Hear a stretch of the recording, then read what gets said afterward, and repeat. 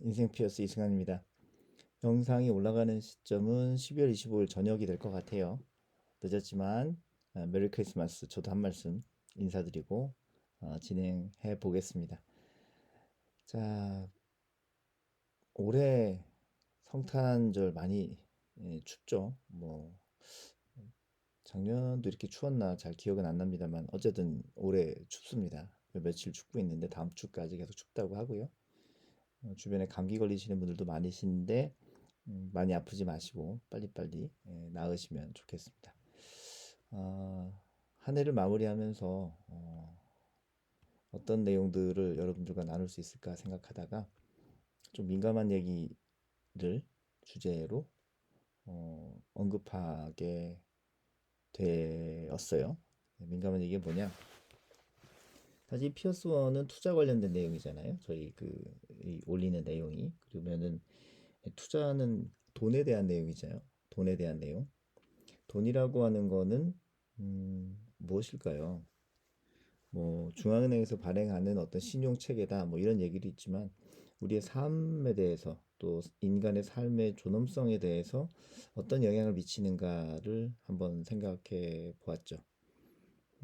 예전이 아니라 지금도 뭐 인도 같은 데 가면 카스트 제도 해가지고 뭐 계급이 나누어진다 그렇게 되어져 있었죠. 우리나라도 뭐 산업공상 이래가지고 선비가 제일 높은 계급이고 뭐 상인들이 제일 낮은 계급이고 이런 식으로 하는 때가 있었죠. 근데 지금은 그런 그 유교주의라든가 카스트 제도라든가 이런 그 어떤 정신적인 것들, 뭐 사상적인 것들이 에, 힘을 많이 못 쓰죠. 대신 그 자리는 이 자본주의라는 게 차지하고 있잖아요. 그러니까 지금은 돈이 많이 있으면 어, 대우를 받는 시대고 돈이 없으면 대우를 못 받는 시대죠.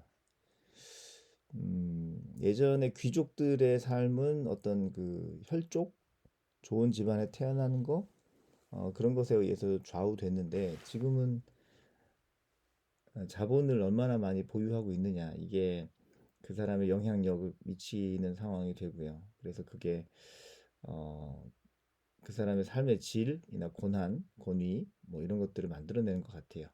어, 가끔 정치인들과 관련된 뉴스들을 보면 뭐 유전 무죄, 무전 유죄 뭐 이런 얘기도 나오게 되죠. 아무래도 돈이 있으면 없는 경우보다 뭔가를 방어하거나 지키는데 더 힘을 내는 것 아닌가 이렇게 싶습니다. 정치적인 의견을 피력하는 뜻은 전혀 없고요. 그건 아니고 아무래도 우리가 자본주의에 살다 보니까 돈이 있느냐 없느냐에 따라서 삶의 질들이 많이 바뀌죠. 아무래도 뭐 먹는 것도 그렇고요. 또 자기 몸을 만드는데 투자하는 비용도 그렇고요.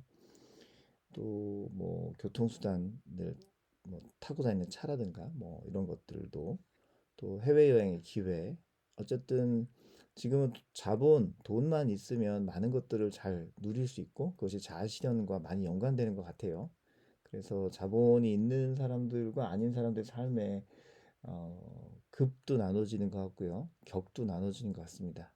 그건 많이 전부라고는 말씀드리는 것은 아니에요. 근데 그것들이 굉장히 큰 영향을 미치고 있는 것은 누구도 부인할 수 없는 시절이죠. 그러면 뭐 이렇게 아직 고착되어 있는 사회 시스템 속에서 우리가 살고 있느냐 하면 그건 또 아니죠. 비트코인 같은 거 투자를 잘해서 큰 부자가 되신 젊은 분들 계시죠? 젊은 청년 부자들. 그분들의 삶은 뭐 굉장히 멋있습니다. 남들 보기에. 아니, 적어도 자본주의적인 입장에서는 그렇고요. 지금처럼 추운 겨울에 일단 자신의 몸을 추위로부터 막아주거나 또 가족을 어렵지 않게 건사하거나 하는 데는 또 많이 도움이 됩니다. 법적으로라든가 어떤 뭐 자본의 형성 과정에 대해서까지는 일단 논외로 할게요. 그거는 각자의 양심에 의해서 컨트롤이 될 테니까요. 그래 지금 쭉 끌고 오는 이야기의 논지는 뭐냐? 우리가 돈을 잘 다룰 수 있으면 내 삶의 질과 격을 같이 다룰 수 있게 된다. 이 말씀을 드리고 싶어서 여기까지 끌고 온 것 같습니다. 그렇게 어려운 얘기는 아닌데 에, 우리나라에서 그래도 양반적인, 뭐 귀족적인 그리고 윤리적인 이런 내용들을 좀 갖다 대면서 누군가 이렇게 얘기를 하면 또 잠깐은 이야기가 멈칫하죠. 어떤 이야기냐? 야, 돈 나고 사람 낫냐, 사람 나고 돈 낫냐, 뭐 사람이 먼저냐, 돈이 먼저냐, 뭐 이렇게 얘기를 하는데 당연히 사람이 먼저 낫죠. 그런데 사람을 사람답게 살 수 있는 기회를 자본과 함께 만들어서 자본과 함께 움직여가는 현재 사회 시스템 속에 우리가 살고 있으니 자본이 없으면 어, 우리 삶이 원하는 그림과는 좀 멀어지게 된다. 그래서 원하는 삶을 살기 위해서는 자본이 필요하고요. 또 자본이 있으면 원하는 삶을 살기 좋죠. 원하는 삶을 살면서도 자본이 따라오는 일을 하면 굉장히 더 훌륭하고 좋을 것 같고요. 그렇게 해서 형성된 자본을 다른 이들과 함께 나눌 수 있으면 더욱 훌륭할 것 같습니다. 여튼 지금은 대한민국에서 예전처럼 어, 계급이 고착화되어 있거나 그렇진 않죠. 예전에는 부모님 잘못 만나면 평생 노비로 살고 뭐 이런 상황이었는데 지금은 공부하면 또 잘 투자하고 뭐 열심히 노력하면 얼마든지 원하는 것을 이룰 수 있으니까요. 그래서 자본주의 시대에 또 정보화 시대에 돈 공부 그리고 투자 공부를 꾸준히 해나가는 것들은 나와 내 가족들의 삶 그리고 오늘부터 준비하는 우리의 미래의 삶에 대한 너무너무 중요한 것 아니겠는가 이런 생각을 하게 됐습니다.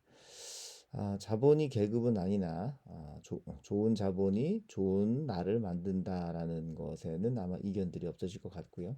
또 그러한 기회는 마냥 널려 있기 때문에 열심히 공부하면서 꾸준한 원칙을 가지고 간다면 음, 누구나 다 넉넉한 목표했던 삶을 살 수 있는데 당장은 아닐 수 있어도 반드시 그것이 가능한 시절에 우리는 살고 있다. 이렇게 말씀드리고 싶었습니다. 얼마를 벌어가든 나라가 허락해주는 선에서는 충분히 이룰 수 있는 것이 지금의 대한민국의 그리고 세계적인 자본주의의 흐름 아닌가 싶어요. 그 흐름을 놓치지 않도록 우리 같이 공부하면서 인생이 좀 좋아지는 그런 날이 되었으면 좋겠고요. 그런 미래가 되었으면 좋겠고 그것을 위해서 같이 여러분들과 함께 피어스원 이렇게 포트폴리오 짜서 제가 여러분들과 나눠보는 것이죠. 구독자가 한 분 늦었어요, 지난주에. 예. 어, 일단 감사합니다. 1년에 한 번씩 느는 것 같아요, 구독자가. 근데 구독을 해지하셨는지는 제가 확인 안 했습니다. 또 그분들이 다 보시진 않겠죠. 그래도 꾸준히 한다는 것에 또 저는 의미를 갖게 되네요. 자, 오늘 사설이 길었고요. 내용 좀 들어가 보자면, 요거 말씀드리겠다. 피어스원.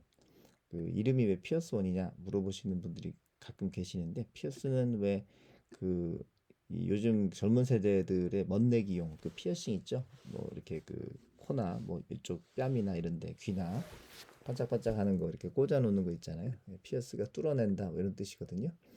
시장 수익률을 뚫고 올라간다. 여기 예를 들어서 S&P 500 인덱스 이렇게 빨갛게 가는 이 인덱스를 뚫고 올라가는 파란색 그래프 이런 것이 뚫고 올라가는 성과니까 시장 성과를 초과한다. 뚫고 올라간다 해서 피어스란 단어를 썼고요.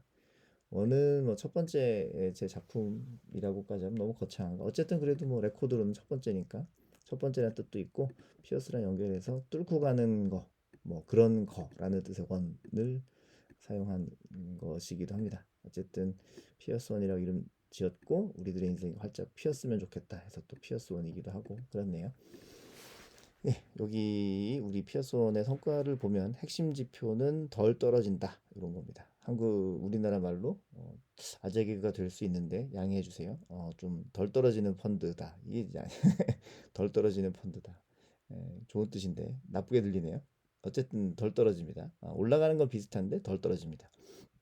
S&P 500이 50% 떨어질 때 피어스는 20%가 채 안 떨어졌고요. 이런 내용들이 여기에서 한 번, 요쯤에서 한 번 있었죠. 그다음에 요쯤에서 두 번, 그리고 여기 쭉 올라갈 때는 좀 스물스물 가다가 다시 따라 올라가면서 이쪽에서 또 한 번, 여기서 한 번. 그리고 여기는 역방향이었죠. 얘만 떨어졌죠. S&P 올라가고. 하지만 이때도 피어스원이 우수했고, 이때도 더 우수했고, 이때도 우수했고, 이때도 우수했습니다. 올해만 좀 안 좋습니다. 그래서 전반적으로 15년 정도의 기간으로 봤을 때 S&P 500보다 더 좋은 성과를 냈던 적이 한 8번, 9번 정도 되고요. S&P 500보다 조금 부족한 성과를 냈던 요런 때라든가 요런 올해 같은 때가 한 약간 있었습니다. 전반적으로 길게 보면 요 모델이 잘 작동하는 것으로 보이는데 요 올해 같은 경우는 기준금리 인상이라는 부분 때문에 기초자산들의 평가 절하가 좀 뼈아프게 다가왔고요. 그렇더라도 원화 평가가 되면서 거기서 또 수익이 났었던 것이 장점이 되지 않겠는가 생각을 합니다. 그 다음에 성과를 좀 보자면은 12월 아이고 이거 16일이네요. 16일 여기 16일이 아니고 23일입니다.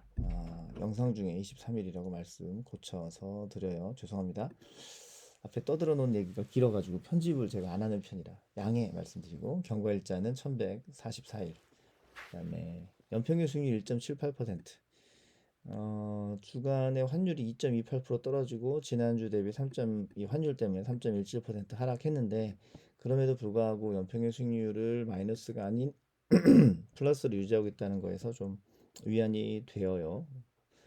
지난주의 증시 상황을 보자면은 마감일 대비 다우존스는 8.6% 상승했고 S&P 500은 0.2% 떨어졌고 나스닥은 1.94% 떨어졌습니다. 저희 포트 중에 나스닥이 좀 들어가 있는데 나스닥의 하락과 환율의 하락 이 두 가지를 두드려 맞고 자산 가치가 마이너스 3% 정도로 떨어졌습니다.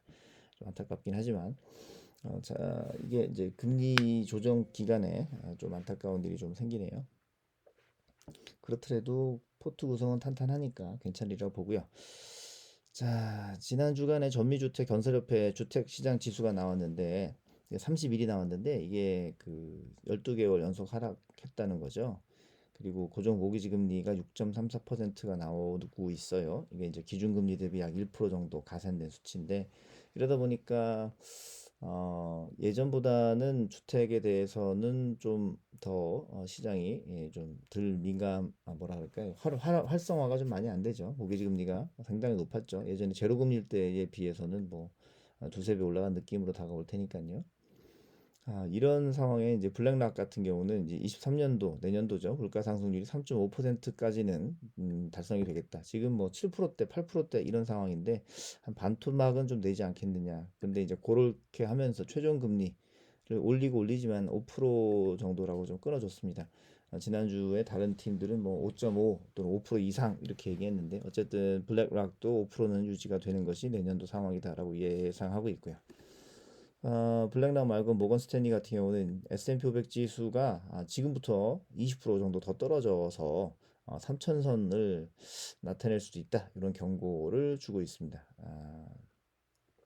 무서운 일이죠. 경험하고 싶지 않은데 경험할 수도 있을 것 같습니다.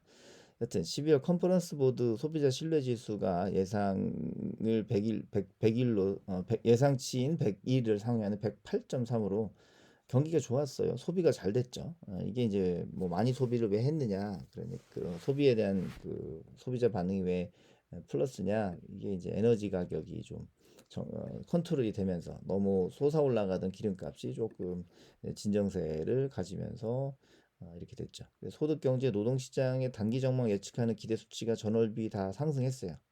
자, 이 방금 전에 읽어드렸던 내용에서는 모건 스탠리도 뭐 안 좋다, 뭐 그다음에 이런 내용과 함께 다른 경기 수치는 또 괜찮다, 상승했다라고 하니까 이게 믹스돼 있죠. 혼재돼 있어요. 이게 한동안 꽤 갈 것 같아요.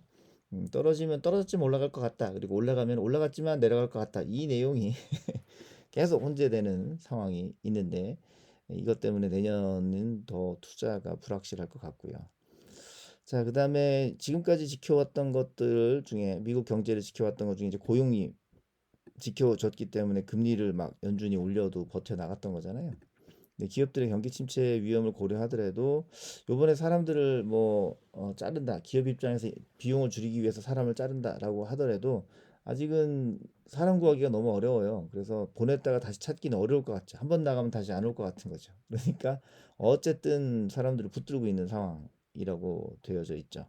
3, 4분기 성장률 결과치도 되게 좋게 나왔어요. 그래서 이게 계속 경제가 좋다는 거는 계속 인플레에 연료를 공급해 주는 상황이 되기 때문에 연준은 또 금리를 올리지 않겠느냐. 뭐 예상했던 내용이죠. 지금 4% 초중반대니까 뭐 0.5씩 한 두 번 정도는 충분히 더 올라가야 될 거라고들 뭐 대기하고 있어요. 시장이.